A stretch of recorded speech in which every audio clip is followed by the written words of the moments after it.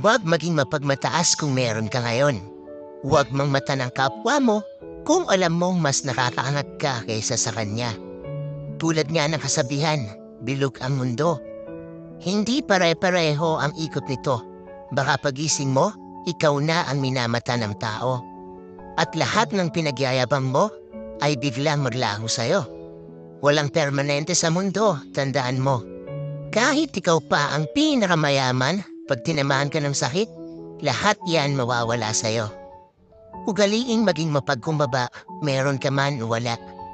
Kasi pag nawala ka sa mundo, lahat ng yaman mo may iwan yan sa lupa. Ikaw lang ang mawawala. Pero yung kabutihang pinapakita mo sa kapwa mo, di yan mawawala. Bato-bato sa langit, ang tamaan, huwag magalit.